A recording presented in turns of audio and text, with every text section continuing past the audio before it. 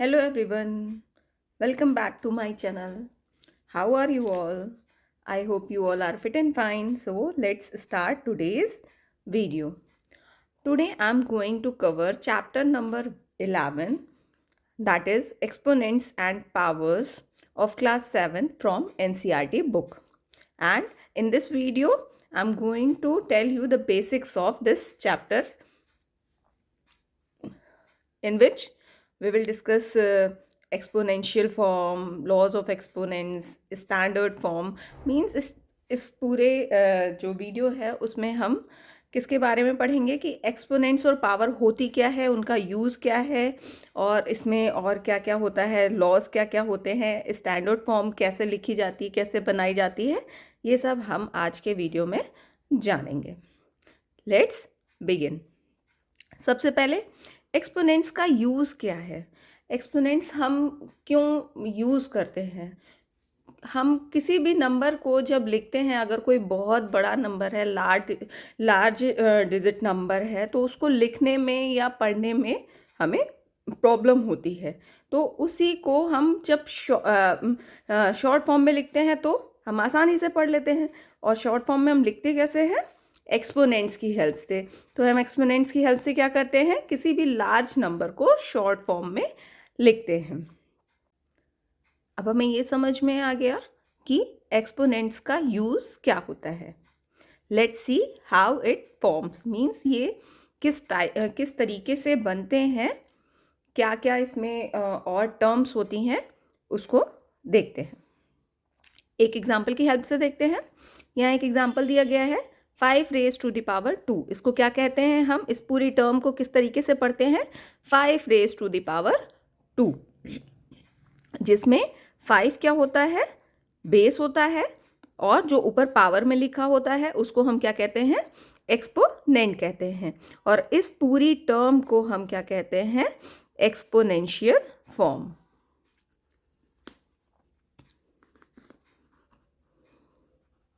तो ये बेस हो गया, ये एक्सपोनेंट, और ये पूरी टर्म एक्सपोनेंशियल फॉर्म. अब ये एक्सपोनेंशियल फॉर्म बनती कैसे है, मींस हम कैसे किसी भी नंबर को बेस बना देते हैं, किसी भी नंबर को एक्सपोनेंट बना देते हैं, किस हिसाब से ये होता है. Let's see. जैसे इसी का एग्जांपल ले लें तो इसमें 5 टू द पावर 2 कैसे लिखा गया है, 2 क्यों लिखा गया है.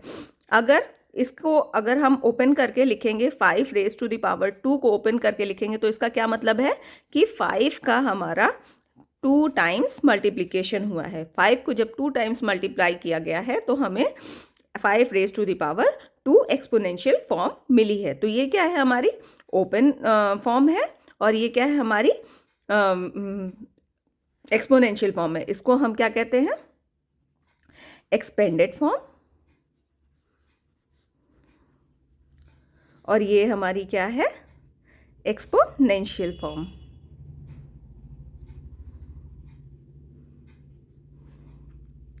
ये तो एक छोटा सा नंबर था, 5 रेज टू द पावर 2, हमें पता चल गया.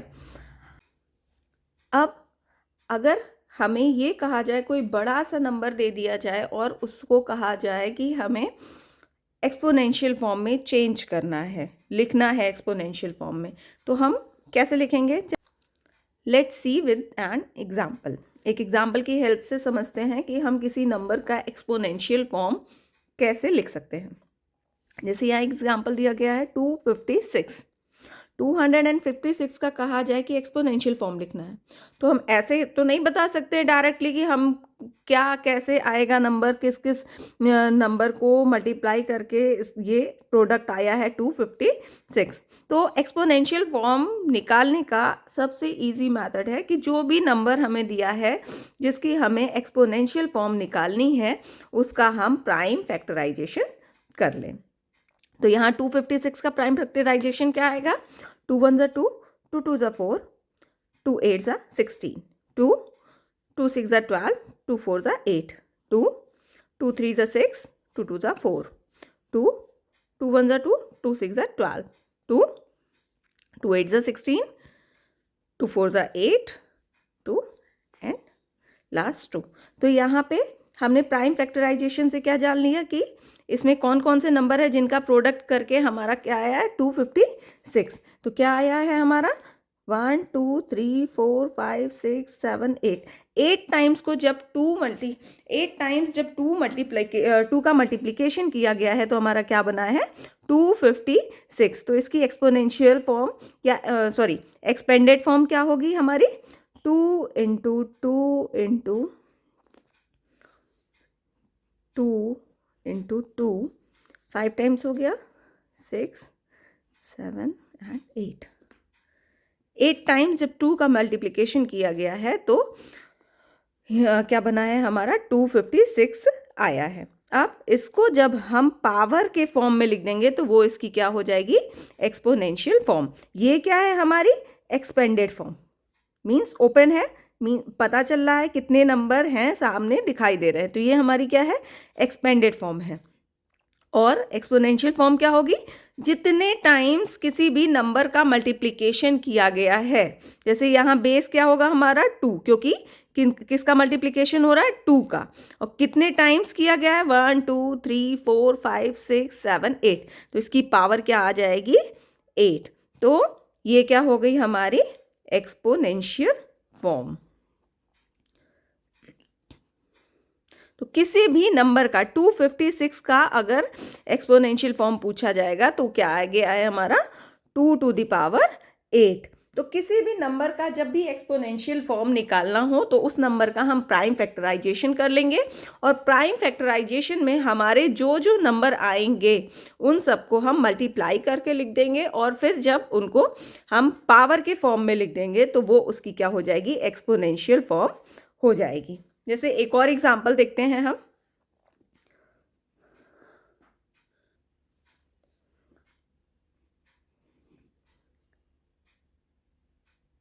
वन 1092। अब ये क्या हमारी 4 डिजिट नंबर है। अब ये भी बड़ा नंबर है, इसको अगर एक्सपोनेंशियल फॉर्म में लिखने के लिए कहा जाए तो हम क्या करेंगे, फिर से इसका क्या करेंगे प्राइम फैक्टराइजेशन। इसका प्राइम फैक्टराइजेशन हम यहाँ करके देखते हैं। 1092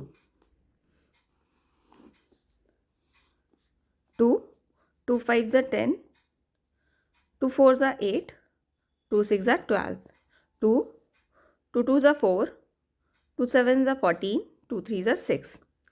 अब ये तो 2 से अब नहीं कटेगा, तो अब 3 3 9 ज़ा 27, 3 1 ज़ा 3, 3 2 ज़ा 6, 3 7 ज़ा 21, 3 3 9 ज़ा 27, 3 3 3 ज़ा 9, 3 1 ज़ा 3। तो यहाँ पे क्या आ रहा है हमारा प्राइम फैक्टराइजेशन में हमें कौन कौन से नंबर मिल रहे हैं 2 टाइम्स 2 मिल रहा है और 5 टाइम्स 3 मिल रहा है। तो इसको क्या लिखेंगे 1092 इक्वल्स टू ये किसका किसका प्रोडक्ट है 2 into 2 into 3 into 3 into 3 into 3 into 3। क्या लिखा गया 2 टाइम्स हमारा 2 आ गया है और 5 टाइम्स हमारा 3 आ गया है। तो अब इसको एक्सपोनेंशियल फॉर्म में कैसे लिखेंगे, जो भी हमारा नंबर आया है मल्टीप्लिकेशन में एक बार उसको लिख देंगे 2 इंटू 3। 2 नंबर आए हैं, हमारा 2 आया है इसको एक बार लिख देंगे, और एक 3 आया है उसको भी एक बार लिख देंगे। अब हम काउंट करेंगे कि 2 हमारा कितने टाइम्स आया है। तो यहाँ क्या आया है 2 हमारा 2 टाइम्स आया है, तो हम 2 की पावर में क्या लिख देंगे 2। अब 3 काउंट करेंगे कितनी बार आया 1 2 3 4 5, तो 3 की पावर हमारी क्या आ जाएगी 5। यही है हमारा एक्सपोनेंशियल फॉर्म। तो जब कोई भी नंबर दिया गया होता है उसका हमें एक्सपोनेंशियल फॉर्म निकालना होता है तो उसका हम प्राइम फैक्टराइजेशन करके देखते हैं, और प्राइम फैक्टराइजेशन करने के बाद सारे नंबर्स को मल्टीप्लिकेशन में लिख लेंगे, और जो जो नंबर हमारे प्राइम फैक्टराइजेशन में आए हैं, जैसे फर्स्ट एग्जांपल में सिर्फ 2 आया था तो हमने सारे 2 लिख लिए थे, और सेकेंड एग्जांपल में हमारा 2 भी आया है 3 भी आया है, तो मल्टीप्लिकेशन में हमने सारे डिजिट लिख लिए जितने टाइम्स 2 आए हैं जितने टाइम्स 3 आए हैं। फिर उसके बाद एक्सपोनेंशियल फॉर्म लिखने के लिए हम क्या करेंगे कि जो जो नंबर मल्टीप्लिकेशन में आए हैं उनको एक बार लिखेंगे और फिर काउंट करेंगे कि वो नंबर कितनी बार मल्टीप्लाई हो रहे हैं। तो यहाँ पे 2 टाइम्स मल्टीप्लाई हो गया तो इसको हम इसकी पावर में 2 लिख देंगे। 3 का 5 टाइम्स मल्टीप्लिकेशन हो रहा है तो पावर में हम 5 लिख देंगे। तो इस तरीके से हम किसी भी नंबर की एक्सपोनेंशियल फॉर्म बनाते हैं। तो अगर किसी भी नंबर का एक्सपोनेंशियल फॉर्म पूछा जाए तो हम इस तरीके से निकालेंगे, और अगर किसी नंबर का कहा जाए कि हमसे कहा जाए कि इसको एक्सपेंडेड फॉर्म में लिखना है तो हम नॉर्मल प्राइम फैक्टराइजेशन कर लेंगे और मल्टीप्लिकेशन में जितने भी नंबर आए हैं उसको लिख देंगे और वही हो जाएगी हमारी एक्सपेंडेड फॉर्म। इस तरीके से हम एक्सपोनेंशियल का यूज़ करते हैं। Next, laws of exponents. अब एक्सपोनेंट्स के कुछ लॉज भी होते हैं, फॉलो होते हैं, जिनकी हेल्प से हमारा एक्सपोनेंशियल फॉर्म बनाना और भी इजी हो जाता है। जैसे फर्स्ट लॉ किस पे अप्लाई होता है? When base is same, means जो हमारा हमने अभी ये ऊपर एक एग्जांपल लिया था 5 रेज टू द पावर 2, जिसमें 5 क्या था? हमारा बेस है और 2 एक्सपोनेंट है। यहाँ पे भी जो भी हमने यहाँ पे निकाला है, 2 एग्जाम्पल लिए थे, 2 रेज टू द पावर 8 आया था 256 का एक्सपोनेंशियल फॉर्म। तो इसमें 2 क्या होती है? बेस होती है। 2 हमारा क्या है? बेस है। और 8 क्या है? हमारा एक्सपोनेंट है। तो जो भी चीज़ हमारी पावर में आती है वो एक्सपोनेंट कहलाती है, और जो भी जिसकी पावर होती है वो उसका बेस कहलाता है। यहाँ पे क्या है? दो डिजिट है, 2 भी है 3 भी है, तो 2 और 3 क्या है? बेस है, और 2 और 5 क्या है? यहाँ पे ऊपर एक्सपोनेंट है। तो अब हम फर्स्ट लॉ किस पे देख रहे हैं? जब हमारा बेस सेम हो और दो जो नंबर्स हैं उनका मल्टीप्लिकेशन हो रहा हो। बेस सेम मीन्स जिसकी पावर दी गई है वो दोनों नंबर सेम है।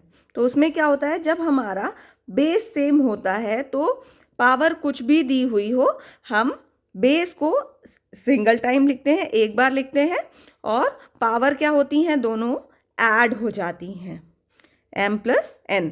जो भी बेस दिया हो उसकी पावर, हमारी जो दोनों पावर होती है उनका एडिशन हो जाता है। जैसे एक एग्जांपल लेते हैं,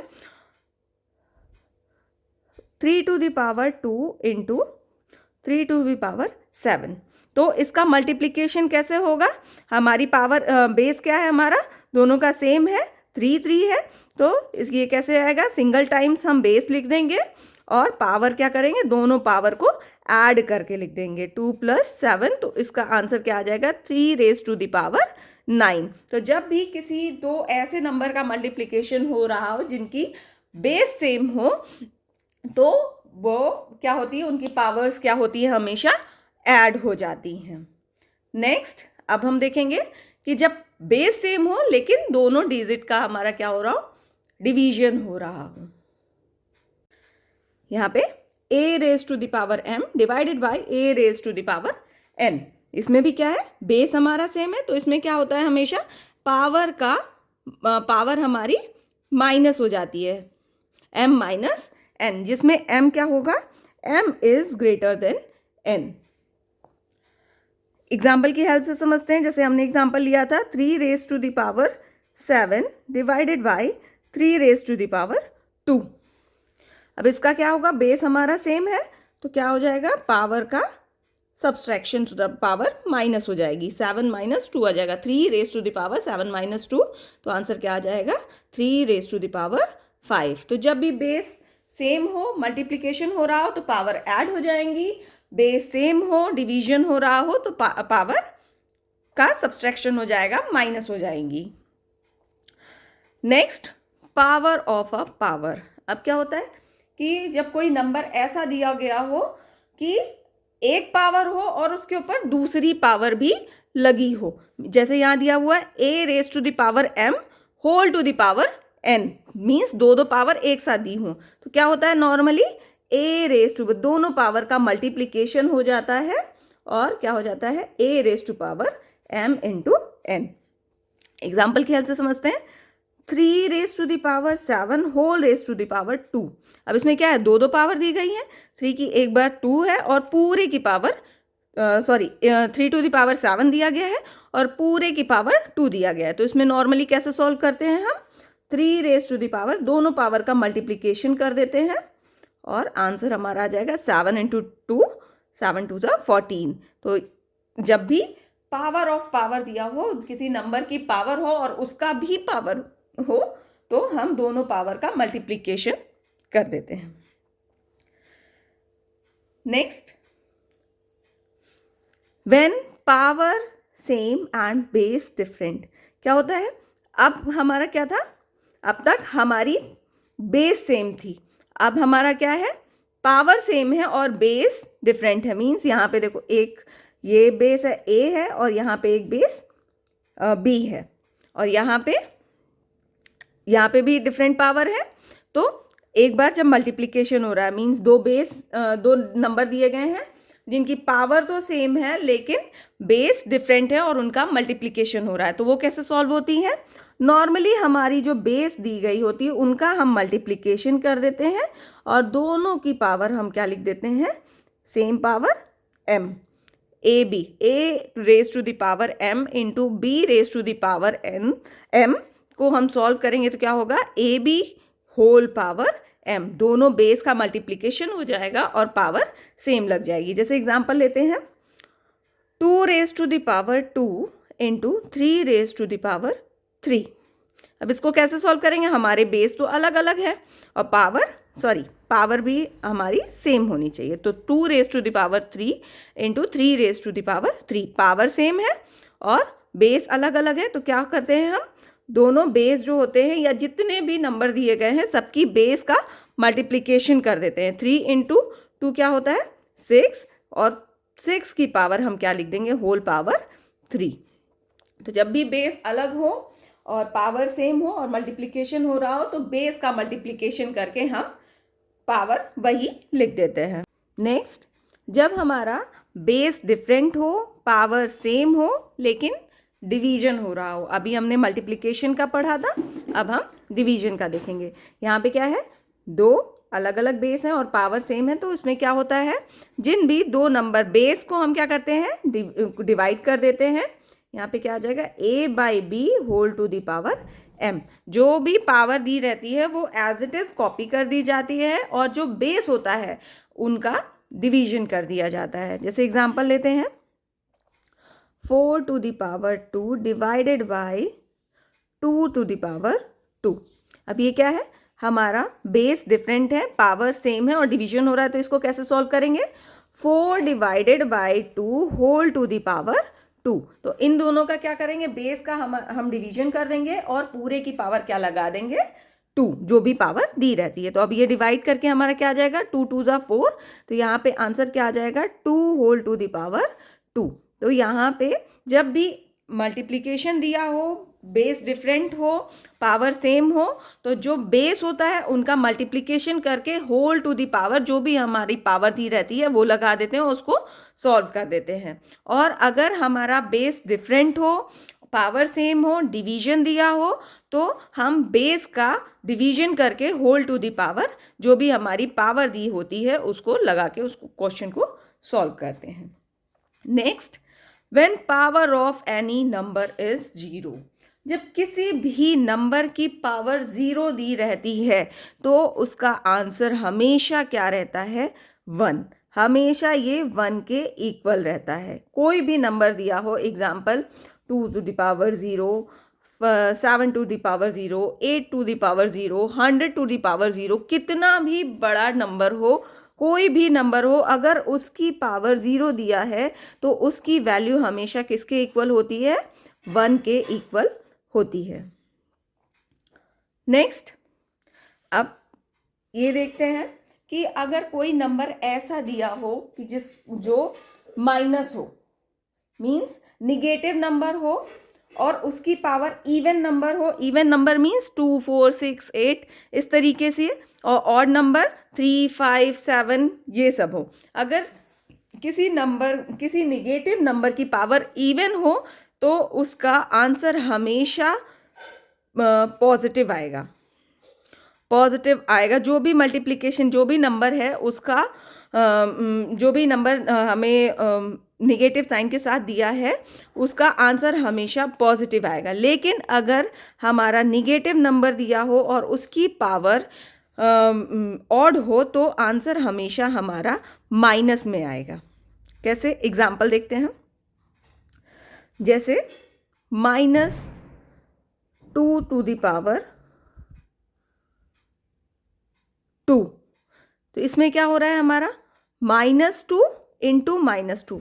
तो जब माइनस का 2 टाइम मल्टीप्लिकेशन करते हैं तो हमेशा हमारा क्या आता है, आंसर हमारा पॉजिटिव आता है। तो 2 2 ज़ा 4 आ गया और माइनस इंटू माइनस क्या हो गया, प्लस हो गया। तो यहाँ पे आंसर क्या आया हमारा, प्लस। यही एग्जाम्पल अगर हम -2⁻³ लेते हैं तो इसको एक्सपेंडेड फॉर्म में कैसे लिखेंगे, -2 × -2 तो अब 2 2 ज़ा 4 2 ज़ा 8, आंसर डिजिट क्या आई है हमारी 8।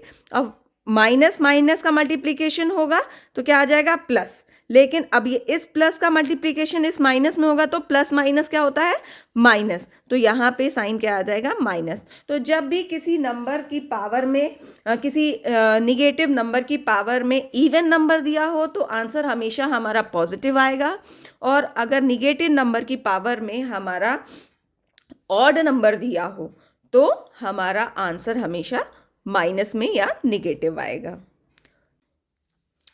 Next, standard form. किसी भी नंबर का स्टैंडर्ड फॉर्म हम कैसे लिखते हैं।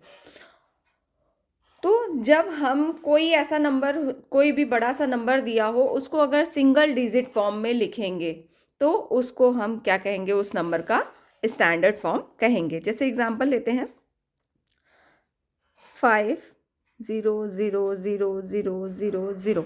जैसे 5 के टाइम बाद हमारे कितने ज़ीरो हैं, 6 ज़ीरो हैं। तो ये क्या है, एक लार्ज डिजिट नंबर है। इसको हम सिंगल डिजिट में कैसे बनाएंगे, इसको और किस फॉर्म में लिख सकते हैं, 5 × 1, 6 टाइम 0 है, 6 टाइम यहाँ पे 0 लिख देंगे। तो ये क्या हो गई, ये सिंगल डिजिट फॉर्म हो गई। और इसको अब और एक्सपोनेंशियल फॉर्म में लिख देंगे, 5 × 10⁻6 ज़ीरो थे तो क्या आ जाएगा हमारा 10⁻6। तो ये क्या हो गई, इसकी स्टैंडर्ड फॉर्म हो गई। तो जब कोई भी नंबर ऐसा होता है उसको हम सिंगल डिजिट फॉर्म में लिख देते हैं तो उसको उसकी स्टैंडर्ड फॉर्म होती है। जैसे कोई दूसरा नंबर, यहाँ पे तो सिंपली हमारे 5 के मल्टीप्लिकेशन में 10 की पावर आ गई तो ये सिंगल डिजिट फॉर्म हो गया। लेकिन अगर कोई ऐसा नंबर आ जाए हमारा 356, इसके आगे 0 हमने 4 लिख लिया। इसको हमें अगर लिखना है तो हम कैसे लिखेंगे, तो इसको हम और एक्सपेंडेड फॉर्म में कैसे लिख सकते हैं, 356 ×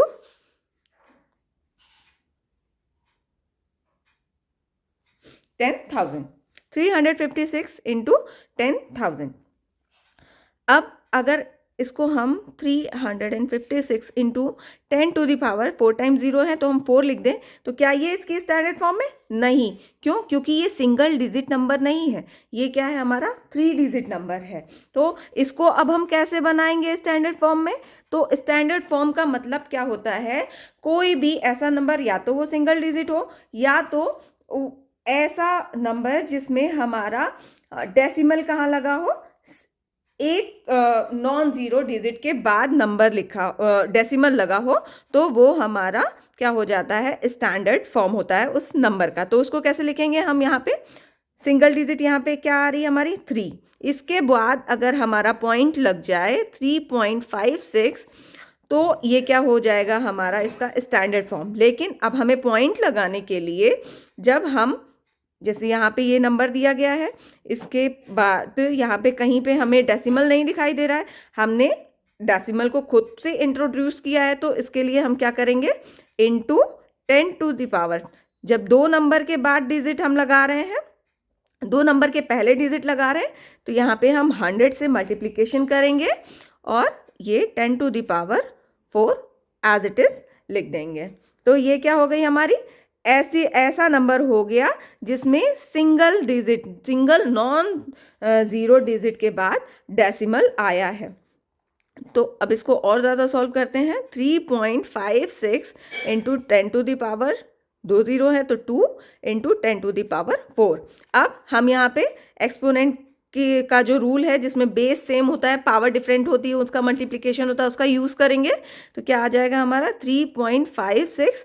बेस सेम है तो बेस हम एज इट इज़ कॉपी कर लेंगे और पावर क्या हो जाएगी, ऐड हो जाएगी। 2 + 4 क्या हो जाएगा, 6। तो 356 और 4 टाइम्स 0 का जो स्टैंडर्ड फॉर्म है वो क्या हो जाएगी हमारा 3.56 इंटू 10⁶। तो जब भी कोई हमारा ऐसा नंबर दिया हो, सिंपल नंबर दिया हो, बड़ा है लेकिन सिंपल है, तो उसको उसकी स्टैंडर्ड हम इस तरीके से सिंगल डिजिट फॉर्म में बना के लिख देते हैं। और अगर कोई नंबर हमारा बड़ा नंबर दिया हो और को कुछ कॉम्प्लिकेटेड नंबर हो, तो उसकी स्टैंडर्ड फॉर्म बनाने के लिए हम क्या करते हैं, जो भी हमारा नंबर दिया रहता है उसमें सिंगल नॉन ज़ीरो डिजिट के बाद डेसिमल लगा देते हैं, जिससे वो सिंगल डिजिट नंबर बन जाती है और सारी जो बची टर्म होती है उसको हम 10 की पावर्स में लिख देते हैं और वो उसकी क्या हो जाती है, standard form. So this is all about today's video. If this video is useful for you, then please like, subscribe and share this video. In next video we will discuss exercise 11.1. Thank you everyone.